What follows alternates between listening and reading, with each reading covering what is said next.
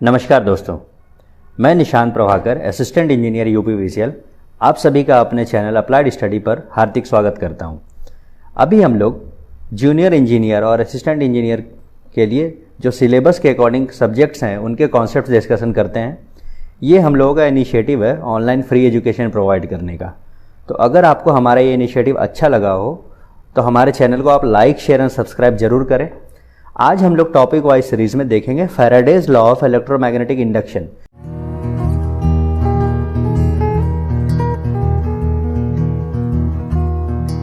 क्योंकि अभी हम लोग ट्रांसफार्मर आगे पढ़ने वाले हैं तो उसके लिए दो बेसिक कॉन्सेप्ट बहुत ज़रूरी है। एक है Faraday's law of electromagnetic induction और एक है लेंस लॉ। तो दोनों को हम लोग अलग अलग वीडियो में डिस्कशन करेंगे। तो आइए आज हम लोग देखते हैं Faraday's law of electromagnetic induction क्या कहता है। ठीक है, तो सबसे पहले फैराडेज लॉ, ये साइंटिस्ट का ही नाम है, माइकल फैराडे। माइकल फैराडे ने 1831 में बहुत ही अच्छा मतलब फेनोमेनन डिस्कवरी था इलेक्ट्रोमैग्नेटिक इंडक्शन, जिसकी वजह से फिजिक्स में बहुत हेल्प हुआ। फिजिक्स में हेल्प हुआ तो बहुत मशीन्स में बहुत सारा हेल्प हुआ। मोटर, जनरेटर के कॉन्सेप्ट वहाँ से निकल कर आए इलेक्ट्रोमैग्नेटिक इंडक्शन से।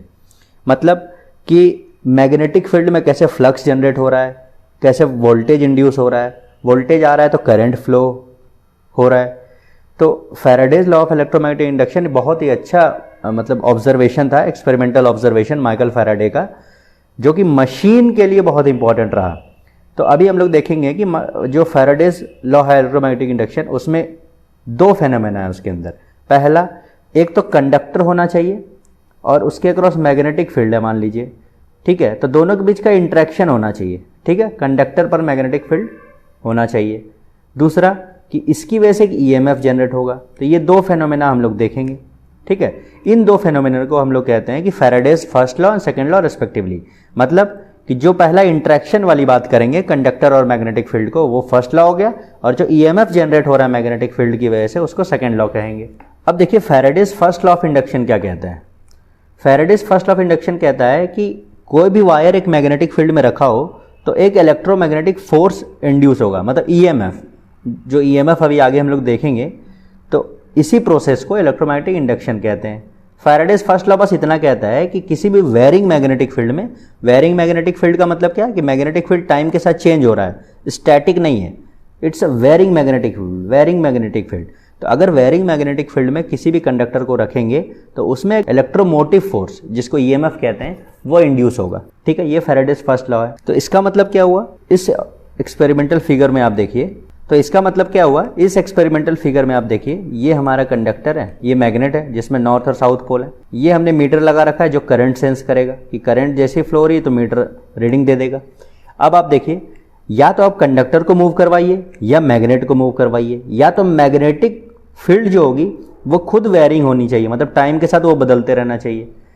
तो उससे क्या होगा, जब रिलेटिव मोशन होगा कंडक्टर और मैग्नेटिक फील्ड के बीच, तब एक ईएमएफ इंड्यूस होगा। यही कह रहा है Faraday's law of electromagnetic induction.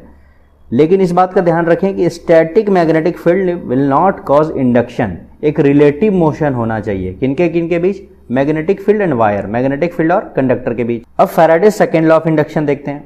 Faraday's second law of induction क्या कहता है कि जो मैग्नीट्यूड ऑफ ईएमएफ इंड्यूस है वो रेट ऑफ चेंज किसका, फ्लक्स, इसके प्रोपोर्शनल। मतलब जो रेट ऑफ चेंज है मैग्नेटिक फील्ड का, मैग्नेटिक फील्ड की जो रेट ऑफ चेंज है जिसमें वो वायर है, क्योंकि आपने कंडक्टर को प्लेस किया है और वहां मैग्नेटिक फील्ड है, तो उस कंडक्टर वायर के अक्रॉस जो rate of change of magnetic field है उसके प्रोपोर्शनल होगी इंड्यूस्ड ईएमएफ। ये तो फॉर्मूला के अकॉर्डिंग भी हम लोग जानते हैं कि E equals to minus N D phi by D T हम लोग लिखते हैं।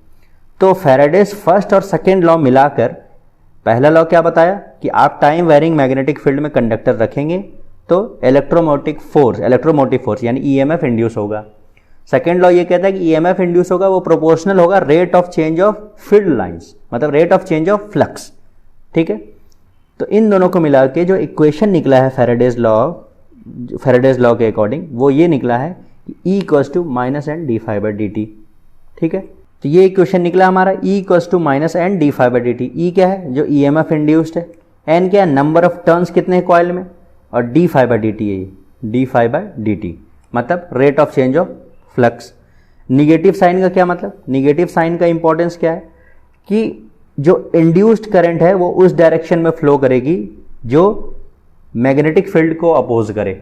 ठीक है, ये आगे लेंस लॉ में देखेंगे। ये इनका बिहेवियर होता है कि जो ये हमेशा अपने कॉज को अपोज करने की कोशिश करते हैं। मतलब क्योंकि चेंज इन मैग्नेटिक फील्ड की वजह से फ्लक्स लाइन हुआ है, चेंज इन मैग्नेटिक फील्ड की वजह से ईएमएफ हुआ है, तो करंट इस तरीके से फ्लो करेगी कि वो चेंज इन मैग्नेटिक फील्ड को अपोज करेगी, तो इसलिए नेगेटिव साइन है। तो अभी जो हमने इक्वेशन देखा कि E = -NdΦ/dt, उससे हम लोग ये देख सकते हैं कि ईएमएफ जो इंड्यूस हो रही है उसको कैसे बढ़ा सकते हैं। कैसे बढ़ा सकते हैं?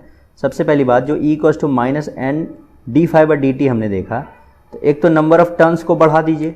नंबर ऑफ टर्न्स जैसे बढ़ाएंगे तो ईएमएफ इंड्यूस बढ़ जाएगी। ये साइन को मत देखिए, साइन तो बस डायरेक्शन बता रहा है। फिर dΦ/dt का क्या मतलब हुआ कि अब मैग्नेटिक फील्ड के स्ट्रेंथ को बढ़ा दीजिए। मैग्नेटिक फील्ड की स्ट्रेंथ को बढ़ा देंगे तो रेट ऑफ जो चेंज ऑफ फ्लक्स लाइन्स है वो बढ़ जाएंगे, तो ईएमएफ इंड्यूस हो जाएंगी। और जो रिलेटिव मोशन है, जो कंडक्टर और मैग्नेटिक फील्ड के बीच जो रिलेटिव मोशन है, उसको आप तेज कर दीजिए, स्पीड बढ़ा दीजिए। जो मशीन में यही चीज़ तो होती है कि रोटर रोटेट करता है, जितनी स्पीड से रोटेट करता है उतना जल्दी फ्लक्स लाइन्स काटता है, उतना तेज हाई वोल्टेज इंड्यूस होता है। ठीक है, तो या तो स्पीड बढ़ा दीजिए, नंबर ऑफ टर्न्स बढ़ा दीजिए, या मैग्नेटिक फील्ड की स्ट्रेंथ बढ़ा दीजिए। इन तीनों तरीके से आप ईएमएफ इंड्यूस जो है उसको बढ़ा सकते हैं। तो अब एप्लीकेशंस ऑफ फैराडेज लॉ देखते हैं। तो अभी मैंने अपने डिस्कशन में बोला था कि फैराडेज लॉ कहाँ कहाँ यूज होता है? इलेक्ट्रिकल मशीन्स में, मोटर्स, जनरेटर, ट्रांसफार्मर में। इलेक्ट्रोमैग्नेटिक इंडक्शन से प्राइमरी से सेकेंडरी में इंड्यूस हो जाता है करंट, ठीक है, वोल्टेज, तो उसकी वजह से फिर करंट तो ट्रांसफार्मर में यूज़ हो जाता है। इलेक्ट्रिक मोटर जनरेटर में यूज़ हो जाता है, रोटर से स्टेटर में ट्रांसफर करने में। इंडक्शन कुकर्स, नाम ही इंडक्शन, इलेक्ट्रोमैग्नेटिक इंडक्शन यूज़ करते हैं। ठीक है, ये सब एप्लीकेशंस हैं। ये आगे हम लोग मशीन्स में डिटेल में देखेंगे।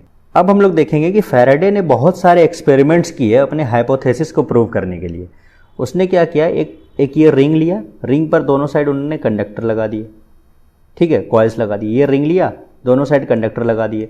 इन कंडक्टर का आपस में कनेक्शन नहीं है, क्योंकि इंड्यूस होना है, तो इधर इसने क्या किया, एक बैटरी लगा दिया, जिसकी वजह से वो वोल्टेज अप्लाई करेंगे इसके क्रॉस, और ये स्विच लगा दिया ताकि हम इसको डिस्कनेक्ट और कनेक्ट कर सकें।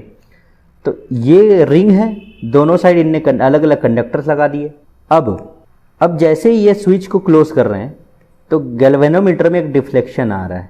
इसका मतलब क्या हुआ कि जैसे इसको क्लोज कर रहे हैं, ये बैटरी है, यहाँ से करंट फ्लो हुई, सपोज किसी डायरेक्शन में करंट फ्लो हुई, तो इसमें करंट आ रही है गैल्वेनोमीटर में, तभी ये डिफ्लेक्शन आ रहा है। इसका मतलब कि यहाँ पर भी करंट फ्लो हो रही है। तो ये कैसे हो रही है?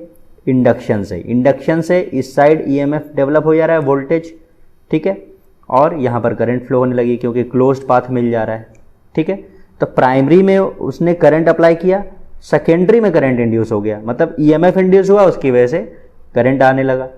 तो इस एक्सपेरिमेंट से पता चला कि इंडक्शन हो रहा है। ठीक है, गैल्वेनोमीटर डिफ्लेक्शन जैसे दिया, इसका मतलब करंट फ्लो करने लगी सेकेंडरी में। ठीक है, फैराडे ने एक और एक्सपेरिमेंट किया कि गैल्वेनोमीटर, ये देखिए इस फिगर को देखिए, गैल्वेनोमीटर में उसने एक कॉइल जोड़ दिया, ठीक है, और मैग्नेट को उसकी तरफ ले जाने लगे, उससे दूर ले जाने लगे। तो जब एक तरफ लाते थे तो गैल्वेनोमीटर में एक साइड डिफ्लेक्शन होता था, सपोज इस साइड क्लॉकवाइज। जब सामने ला रहे हैं तो क्लॉकवाइज, दूर ले आ रहे हैं तो एंटी क्लॉकवाइज, इस साइड डिफ्लेक्शन होता था। ठीक है, तो उनको ये पता चला कि रिलेटिव मोशन जो हम लोग कर रहे हैं उससे भी इंडक्शन हो रहा है, क्योंकि इस कंडक्टर तो देखिए फिक्स है, ठीक है, मैग्नेट को दूर और पास कर रहे हैं, तो इससे क्या कर रहे हैं, फील्ड जो लाइंस हैं वो चेंज हो रहे हैं। तो फील्ड लाइंस चेंज हो रहे हैं, रेट ऑफ चेंज बदल रहा है, रेट ऑफ चेंज इंक्रीज और डिक्रीज कर रहा है, तो उसकी वजह से ईएमएफ इंड्यूस हो रहा है। तो ईएमएफ इंड्यूस हो रहा है तो कॉइल में करंट आ जा रहे हैं फिर से, तो वो गैल्वेनोमीटर से पास करके दिखा दे रहा है कि हाँ करंट फ्लो कर रही है गैल्वेनोमीटर में। तो कुछ एक्सपेरिमेंट्स फैराडे ने किए थे अपने हाइपोथेसिस को प्रूव करने के लिए, जो आज हम लोगों ने यहाँ पर देखा है। ये फिगर के थ्रू है कि एक तरफ पॉजिटिव डिफ्लेक्शन, देखिए एक तरफ पॉजिटिव डिफ्लेक्शन है, ये पॉजिटिव डिफ्लेक्शन है, एक तरफ निगेटिव डिफ्लेक्शन है। ठीक है, आशा करता हूँ आप सभी को हमारा Faraday's law of electromagnetic induction जो मैंने पढ़ाया आप सभी को वो समझ में आया होगा। इसको बहुत अच्छे से समझिएगा, क्योंकि जब आप ट्रांसफार्मर पढ़ेंगे, सिंक्रोनस मशीन्स पढ़ेंगे, डीसी पढ़ेंगे, इंडक्शन पढ़ेंगे, हर जगह काम आएगा। इंडक्शन का तो नाम ही इसी पर पड़ा हुआ है। इंडक्शन मशीन्स जो हम लोग यूज़ करते हैं, जैसे आज इंडस्ट्री में आप देखेंगे कि इंडक्शन मोटर्स बहुत ज़्यादा यूज़ होते हैं, सिंक्रोनस जनरेटर्स यूज़ होते हैं, ट्रांसफार्मर तो हर जगह यूज़ होता है। तो ट्रांसफार्मर में भी प्राइमरी से secondary Faraday's law of electromagnetic induction ही काम करता है।